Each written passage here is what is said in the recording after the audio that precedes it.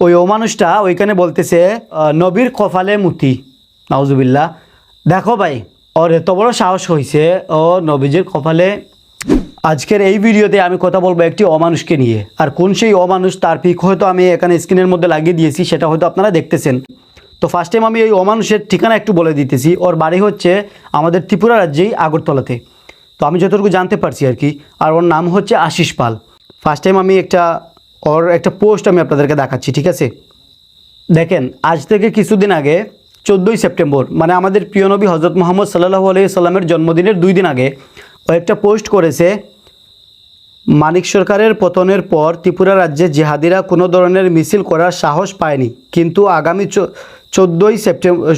16ই September জিহাদিদের মিছিল হবে। বুঝলাম না ব্যাপারটা। দেখ ভাই, আমাদের প্রিয় নবীর জন্মদিন পালন করতে রাজনৈতিক দল দেশের মধ্যে কোনটা আছে, কি আছে না আছে, সেটা আমাদের দেখার প্রয়োজন নাই, ঠিক আছে? আর ওইটা আসলে আমরা আজ থেকে করে আসছি না, ওইটা অনেক দিন আগে থেকেই, মানে অনেক দিন থেকেই ওইটা আমরা করে আসতেছি, ঠিক আছে? তার নিচে আরেকটা পোস্ট করেছে, ওইটা হচ্ছে আগামী 16ই সেপ্টেম্বর জিহাদিরা শুভযাত্রার নামে তাদের শক্তি প্রদর্শন করতে আসবে, আর দেখিয়ে যাবে হিন্দু তুমি সংখ্যাগরিষ্ঠ হয়েও কতটা দুর্বল। আচ্ছা, আমরা এখানে শক্তির কী রে ভাই? ওইখানে প্রিয় নবীর জন্মদিন হিসাবে আমরা একটা র্যালি করতেছি, একটা খুশির একটা র্যালি করতেছি, আনন্দর। তো আনন্দর র্যালির মধ্যে তুই এখানে শক্তির কী দেখলি রে ভাই? আচ্ছা, শুধু ওইটা করে যে তেমে থাকছে, আসলে বিষয়টা এমন না। আসলে আমি আপনাদেরকে আরও দেখাচ্ছি। দেখেন, ওইখানে নিচে দেখেন একটা পোস্ট করতেছে, সব মোল্লারা এখন আমার ফেসবুক অ্যাকাউন্টের প্রতি বিশেষ নজর রাখছে। আচ্ছা দেখেন তো, মোল্লাদের কায়দায় কোনো কাজ নাই তো তোর পেজের মধ্যে এসে তোর উপর নজর রাখবে, মানে তোর আইডিতে নজর রাখবে, ওদের কায়দায় কোনো কাজ নেই। আচ্ছা দেখো, ওই বিষয়টাও মানে ওইটা করেও কিন্তু তেমে থাকে নাই। দেখেন, ওইখানে আরেকটা পোস্ট করতেছে, ত্রিপুরাতে মুসলমানের কোনো উৎসব উদযাপন করা যাবে না। এখন ওদের প্রশ্ন হবে, কেডা কইছে? উত্তর, আমি কইছি। আচ্ছা, ওই কইছে যে আমাদের কোনো উৎসব ত্রিপুরাতে পালন করা হবে না। খিরে ভাই, তোকে কি বলি আমি বলতো? তোকে বলে কি আমরা আমাদের উৎসব পালন করব? তুই আমাদেরকে পারমিশন দিতে হবে আমাদের উৎসব পালন করতে। আচ্ছা, ওইটাও করে যে ও তামসে, আসলে বিষয়টা এমনও না। দেখেন আপনারা, ওইখানে যদি আমি কমেন্টগুলো পড়তে যাই, ওর পোস্টগুলো যদি পড়তে যাই, তাহলে অনেকটা সময় লাগবে। আমি সবগুলো স্ক্রিনের মধ্যে দিয়ে দিছি, আপনারা এক এক করে দেখে নেবেন, ঠিক আছে? কমেন্টের মধ্যেও লাগে দিয়ে দিব আমি, আপনারা একটু দেখে নেবেন কী ধরনের পোস্ট করতেছে। আসলে তার মধ্যে যতগুলো পোস্ট করছে আমার খুব বেশি কষ্ট হয় নাই। আচ্ছা, ওর কথা বলতেছে, বলক, সমস্যা কি? পাগল যদি একটা কথা বলে তাহলে কি আমাদের কোনো সমস্যা হবে? আমাদের তো সমস্যা নেই। তবে দেখেন, সবচেয়ে বেশি কষ্ট হয়েছে আমার ওইটা দেখার পর। ওই ও মানুষটা ওইখানে বলতেছে নবীর কপালে মুতি, নাউজুবিল্লাহ। দেখো ভাই, ওর এত বড় সাহস হয়েছে, ও নবীজির কপালে। কিরে ভাই, সব কথা আসলে মুখ দিয়ে বলতেও আসলে মানে কষ্ট হয়। এই অমানুষটা বলতেছে প্রিয় নবীর কপালে। তো উনাকে নিয়ে যে তুই ওই ধরনের পোস্ট করতেছিস, সেটা আমাদের মুসলিম জাতির যতগুলো মানুষ আছে সবার দিলের মধ্যে কষ্ট আসবে, সবার একটা কষ্ট লাগবে। আর ওই পোস্টটা দেখে যাদের কষ্ট আসবে, আমরা হিন্দু, মুসলিম, শিখ, ইসাই যারাই আছে আমাদের এই দেশের মধ্যে, সবার মধ্যে একটা হিংসা তৈরি হবে। ওই ধরনের পোস্ট করে, ওই ধরনের একটা কথা বলে আমাদের মধ্যে দাঙ্গা লাগানোর চেষ্টা করতেছে, ঠিক আছে? ও তো একটা জায়গার মধ্যে বসে ওই ধরনের পোস্ট করতেছে, কিন্তু আমরা সবার মধ্যে একটা দাঙ্গা লাগবে, আমাদের সবার মধ্যে একটা হিংসা তৈরি হবে।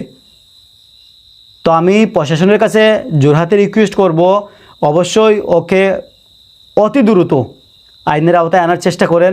মানে আমি ওইটাই চাই, যাতে ওর একটা শাস্তির ব্যবস্থা করা হয়, যাতে আজকে ও এই ধরনের কথা বলতেছে, কালকে যাতে আরেকজন ওই ধরনের কথা না বলতে পারে। আর আমাদের এই যে বিভিন্ন ধরনের জাতির মানুষ আমরা ওই দেশের মধ্যে বাস করতেছি, আমাদের মধ্যে যাতে দাঙ্গা সৃষ্টি না হয়, আমাদের মধ্যে যাতে হিংসা তৈরি না হয়। দেখো, কিছুদিন আগে আমাদের আগরতলাতেই কিছুদিন আগে কিছু হিন্দু বাইরে মিলে গিয়ে কিছু মুসলিমদের বাড়িঘর জ্বালাই দিছে, গাড়িঘোড়া জ্বালাই দিছে। বলতেছে কি যে একটা মন্দিরের মূর্তিকে নাকি ভাঙছে আর কি ওরা। তবে সেটার হয়তো কোনো মানে প্রুফ রয়ে নাই, মানে প্রুফ দেখা যায় নাই যে ওরা ভাঙছে বলে কোনো ইয়ে নাই। তারপরেও গিয়ে মানে ভাঙছে ওরা। আচ্ছা যাই হোক, হয়তো ভাঙতেই পারে, সেজন্যই হয়তো ওরা ভাঙছে গিয়ে। তার বিরুদ্ধে বলতেছি না। যদি ওই ধরনের কাজ করে থাকে তাহলে বাড়ি কেন, ওদেরকেও শাস্তি দেওয়ার দরকার, ঠিক আছে? যদি হয়ে থাকে ঘটনা। আর যদি না হয় তাহলে কেন ওদের বাড়িঘর জ্বালাবে ভাই? আর তারপরে দেখেন, কিছুদিন পরে পরপরই আমার মনে হয় খুব বেশি দিন যায় নাই, দেখা গেল যে একজন, ওর নাম হয়তো আমার মনে নাই, ও দেখা গেল একটা মূর্তির কি করছে, আঙ্গুল ভেঙে ফেলেছে, ওকে পুরো উলঙ্গ করে ফেলেছে একটা মূর্তিকে। ও হচ্ছে একজন নাথ, আচ্ছা হিন্দুদের মধ্যে নাথ সম্প্রদায়ের মানুষ, একটা ছেলে গিয়ে ওই ধরনের কাজ করতেছে। তো দেখা গেল কি রাত্রে ও ওই ধরনের কাজ করলো, সকালে দেখা গেল কিছু হিন্দু মানুষ যাওয়ার পর কি বলবে যে হয়তো মুসলিমরাই ওই ধরনের কাজ করতেছে। স্বাভাবিক, ওইটাই বলার কথা ভাই, কারণ হিন্দু তো মন্দিরে গিয়ে মূর্তি ভাঙার কথা না, ভাঙার কথা, ওইটা তো কথা না ভাই।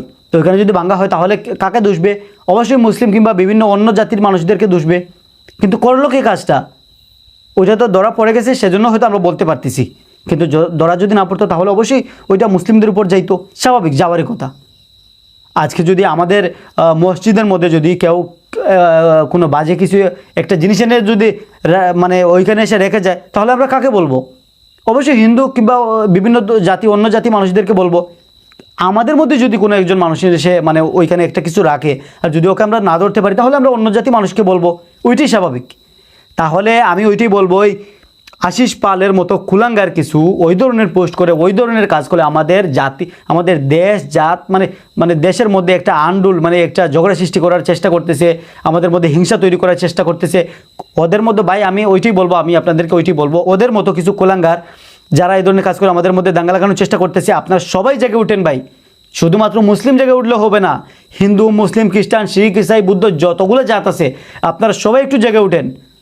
যে কোনো ধর্মের হোক না কেন, যারা ওই ধরনের পোস্ট করে, অমানবিক পোস্ট করে, অমানবিক কথা বলে, তাদের সবার শাস্তি চাই, সবার শাস্তি চাই। ওদের যাতে শাস্তি হয়, ওদের মতো মানুষদের কারণে যাতে আমাদের মধ্যে দাঙ্গা না হয় রে ভাই।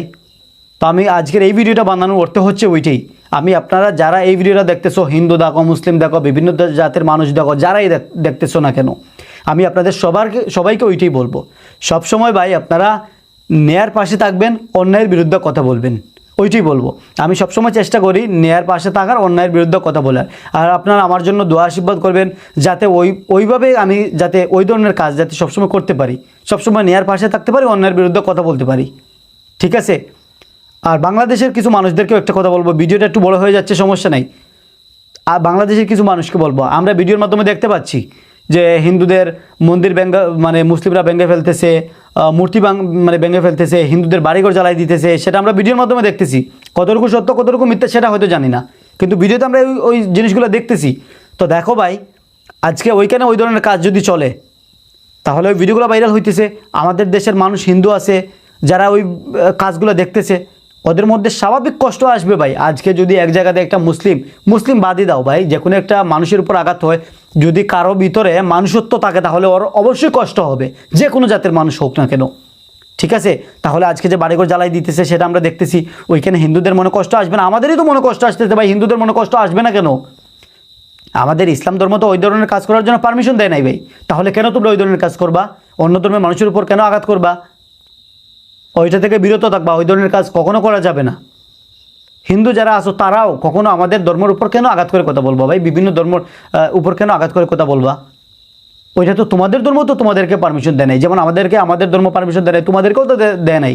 কিন্তু ওই কুলাঙ্গারের মতো, ওই যে আশিস পালের মতো কুলাঙ্গার, ওই তারাই আসলে ওই ধরনের কাজ করে। ওদের কিন্তু কোনো জাতও হয় না। ওরা যদি ওদের জাতকে ফলো করতো, ওদের ধর্মটাকে ফলো করতো, তাহলে কখনো ওই ধরনের কথা বলতে পারতো না। আর আরেকটা কথা বলি, ওই কিছুদিন আগে, আজকে থেকে 4-5 দিন আগে আমি একটা ভিডিও দেখছি। সেই ভিডিওটা হলো পূজা হতে দেব না ঈদগাহের মাঠে, পূজা হতে দেব না ঈদগাহের মাঠে।